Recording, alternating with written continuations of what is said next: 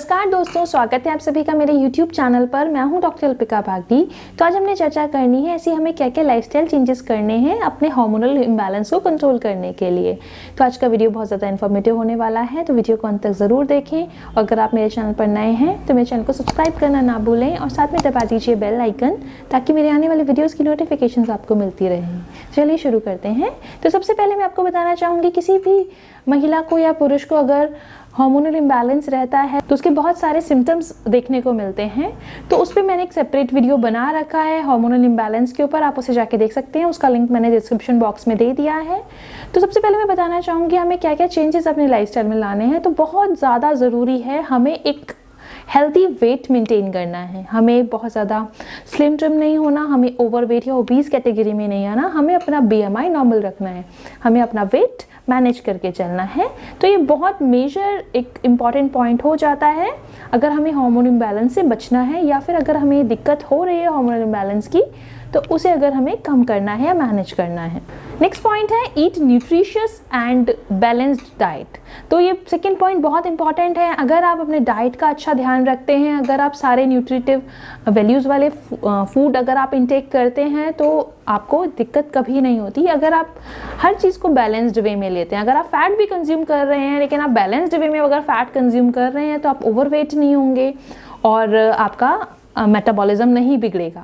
तो इसमें बहुत ज़्यादा ज़रूरी है कि आप अच्छे से बैलेंस्ड डाइट लें। आपने प्रोटीन को, फाइबर को, कार्बोहाइड्रेट्स को, फैट्स को और माइक्रोन्यूट्रिएंट्स को, इन सब का आपने ध्यान रखना है। आपने रफ एज भी अपनी डाइट में इंक्लूड करना है। तो आप बैलेंस डाइट अगर कंज्यूम करते हैं तो आपको कभी दिक्कत नहीं होगी। नेक्स्ट आ जाता है एक्सरसाइज रेगुलरली। तो नेक्स्ट पॉइंट भी बहुत इंपॉर्टेंट है। अगर आपने अपना बॉडी वेट मेंटेन करना है, अगर आप चाहते हैं कि आपका मेटाबॉलिक रेट अच्छा रहे, तो आपने एक्सरसाइज रेगुलरली करना है। अगर आप रूटीन में एक्सरसाइजेस करते हैं तो आपका मेटाबॉलिज्म सुधरता है और आपका वेट भी कंट्रोल रहता है और डाइजेस्टिव प्रॉब्लम्स भी नहीं आती, ब्लोटिंग का दिक्कत भी आपको नहीं आता। नेक्स्ट पॉइंट है प्रैक्टिस गुड हाइजीन। अगर हम अपने बॉडी का ध्यान रखते हैं, साफ सफाई का ध्यान रखते हैं, हाइजीन को मेंटेन करके चलते हैं तो हमें किसी तरह का कोई इन्फेक्शन होने का टेंडेंसी नहीं रहता है और उससे भी हमारे हार्मोन्स कंट्रोल में रहते हैं।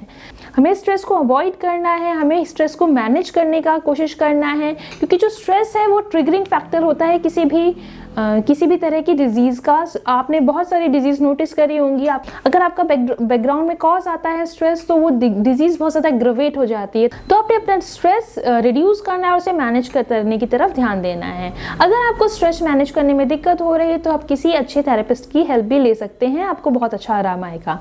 तो अगर हार्मोनल इम्बैलेंस आ रहा है तो उसमें आपको इस चीज़ का देखना है कि कहीं बैकग्राउंड में कोई स्ट्रेस का दिक्कत तो नहीं है।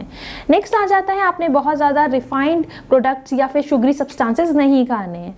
अगर हमें हार्मोनल इम्बैलेंस का दिक्कत है या फिर कुछ इस तरह के सिम्टम्स डेवलप हमें हो रहे हैं तो हमें रिफाइंड प्रोडक्ट्स अवॉइड करने हैं, लाइक मैदे से बनी चीज़ें, प्रोसेस्ड फूड जो होता है, चीज़ हो गया, या बहुत ज़्यादा मीठी चीज़ें जो होती हैं। इस तरह की चीज़ों से हमारा एक्यूमुलेशन फैट का अनप्रोपोर्शनली होने लग जाता है और हमारा जो मेटाबॉलिज्म है वो हमारा ख़राब होने लग जाता है, जिसकी वजह से भी हमें हार्मोनल इम्बैलेंस होने लग जाता है।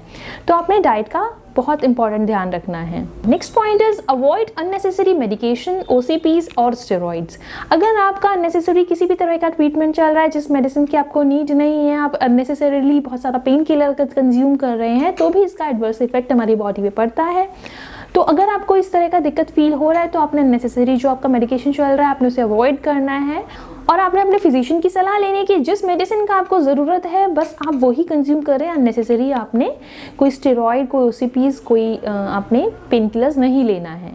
Next point is avoid aggravating factors. Aggravating factors में हमारा आ जाता है हॉट वेदर, यानी गर्मी का मौसम हो गया, स्पाइसी फूड, या बहुत ज़्यादा हम नॉन वेज कंज्यूम कर रहे हैं जिसमें हम रेड मीट को कंसिडर करते हैं, या फिर अगर हम बहुत ज़्यादा गर्म खाना खा रहे हैं तो एग्रावेटिंग फैक्टर्स है, इससे भी हमें दिक्कत होता है।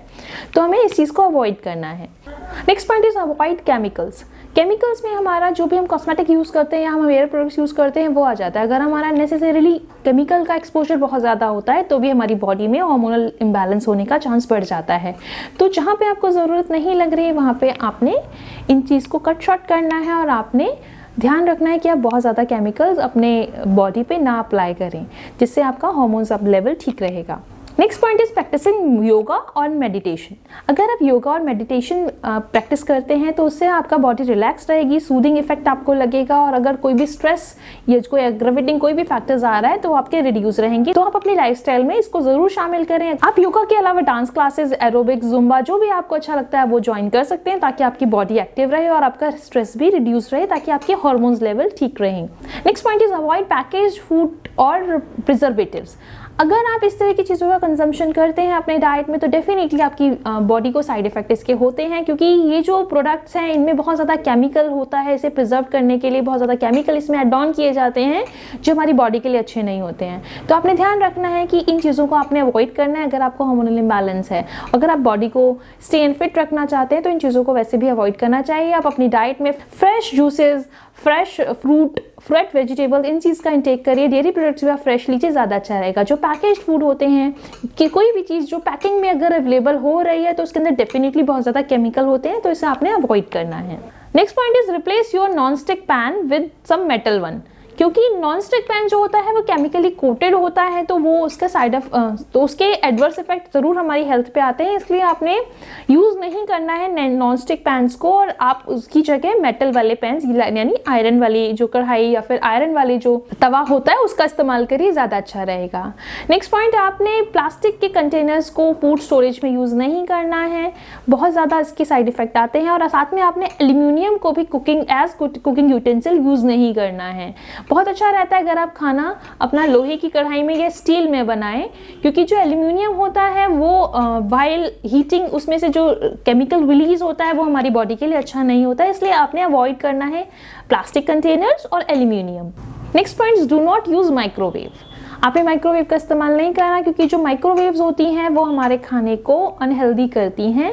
वैसे इसका ये साइंटिफिकली प्रूवन है कि माइक्रोवेव हमारी सेहत के लिए अच्छा नहीं होता। तो अगर बहुत ज़्यादा नीड नहीं पड़ती है तो आप कोशिश करें कि आप गैस बर्नर पे ही अपना फूड रीहीट करें या फिर उसी पे ही कुक करें, तो ज़्यादा अच्छा रहेगा। वंस इन अ वाइल अगर आप माइक्रोवेव का यूज़ कर रहे हैं तो उसमें कोई दिक्कत की बात नहीं, आप यूज़ कर सकते हैं। नेक्स्ट है, आप अवॉइड केमिकल्स। लाइक अगर जो भी क्लीनिंग एजेंट्स होते हैं, ब्लीच होते हैं, ये आपने इसका डायरेक्ट एक्सपोजर अवॉइड करना है। अगर आप इनको यूज़ कर रहे हैं तो आपने प्रॉपर्ली अपने ग्लव्स वेयर करने हैं, आपने क्लोथिंग अपनी सही रखनी है, ताकि स्किन की तरफ या फिर आपका इनहेलेशन उस केमिकल का ना हो, क्योंकि इसके भी बहुत ज़्यादा एडवर्स इफेक्ट होते हैं। तो मैंने अब आपको सारे पॉइंट्स बता दिए हैं जिनको आप ध्यान में रख के अपनी हार्मोनल इम्बैलेंस की दिक्कत को मैनेज कर सकते हैं। थोड़ा सा छोटी छोटी चीज़ें हैं जिन्हें हमें ध्यान रखना है। आशा करती हूँ आप सभी को मेरा आज का वीडियो अच्छा लगा होगा। अगर मेरा वीडियो अच्छा लगा है तो अपनी फैमिली फ्रेंड्स के साथ शेयर करना ना भूलें। मिलते हैं नेक्स्ट वीडियो में। Please like, share and subscribe to my channel. Thank you so much. नमस्ते।